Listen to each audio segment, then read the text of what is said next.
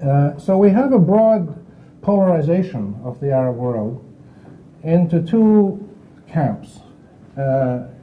One camp is defined by people who are close to the United States and to Europe, and who rely on Western protection in many cases, conservative, and in some cases they run very orderly societies, very safe, orderly developing societies. In other cases, their societies are more chaotic and have much more poverty. And then you have a bunch of governments that are in the other camp who are defying the U.S. and the Israelis and some of the conservative Arab regimes. But at the same time as these political divisions, you're seeing social divisions as well. And you see this very clearly when I come from Beirut to the Gulf here, or in Doha, or anywhere in the Gulf. You see these two very different worlds. You see a world of order, of stability, of people who obey the law, efficiency, economic expansion. And then you see a world in other parts of the Middle East where there's tension and stress and violence, and these are two very, very different worlds. And my fear is that the Arab world is drawing apart in many. We're living with these two worlds. In some countries, if you go to Egypt or Lebanon or Jordan or other places, you see these two worlds side by side.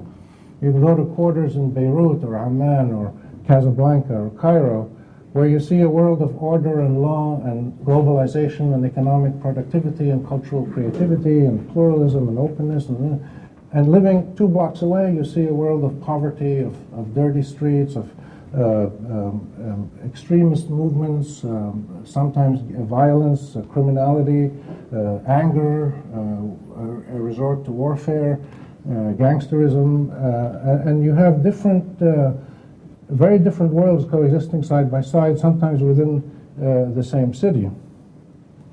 So I think this landscape that I've charted out is highlighting the problems of this region.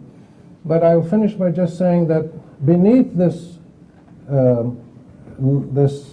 scenario of stress and polarization and fragmentation and violence and resistance and all of the problems we have, the reality is that 95% of people in the Arab world don't get involved in violence and militias.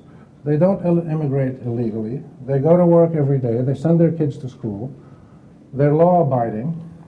They want more democratic participatory governments. They want Islamic values to define the day-to-day conduct of their societies. The overwhelming majority of people in the Arab world don't have big problems. They're decent, law-abiding citizens. The problem is they've never been given an opportunity to activate their citizenry in a context of political participation and accountability and good governance.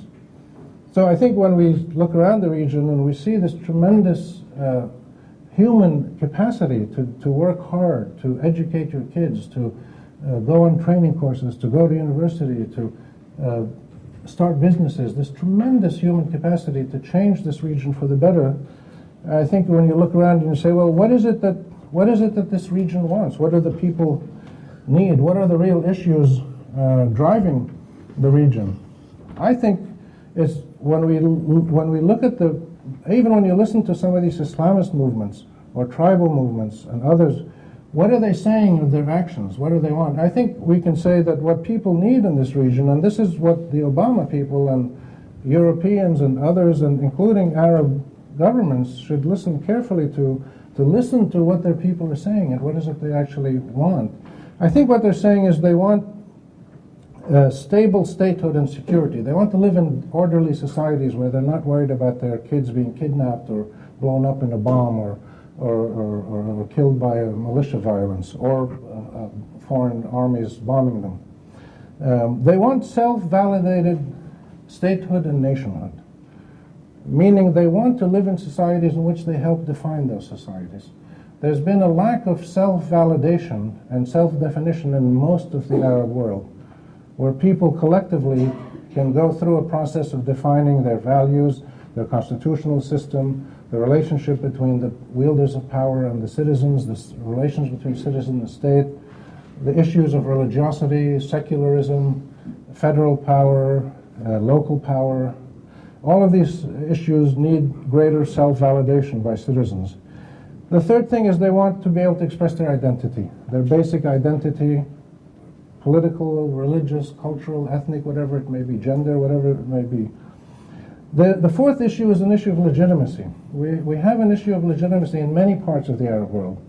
And we're seeing this very clearly in Palestine and Lebanon, where the world is trying to negotiate with half of the government and the other half, Hezbollah and Hamas in those cases, which have great local legitimacy. The U.S. or the Western powers don't want to deal with them, and you can't do that. You can't ignore legitimacy. But you need to reconstitute legitimacy in many of these divided countries and strengthen legitimacy in countries where it exists, like, say, Egypt, but where it's being increasingly challenged from within. And I think sovereignty is an issue.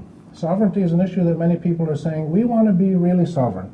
We're independent, but are we really sovereign? Do we make the decisions about our basic foreign policy? Some people ask in some Arab countries. So sovereignty is a real issue that people are dealing with. And the last one is accountable good governance. Whether you call it democracy, Sharia, human rights, republicanism, constitutionalism, call it what you want. It's all the same thing in the end. Individual human beings who are living in a society where they feel they have the same rights as all other citizens. They're treated decently by their government. The government doesn't lie to them on the evening news, tells them the truth. They have a chance to participate in running their countries. And power is wielded in a manner where there's some accountability, adjudicated ultimately in independent laws and systems of law that have some independent credibility.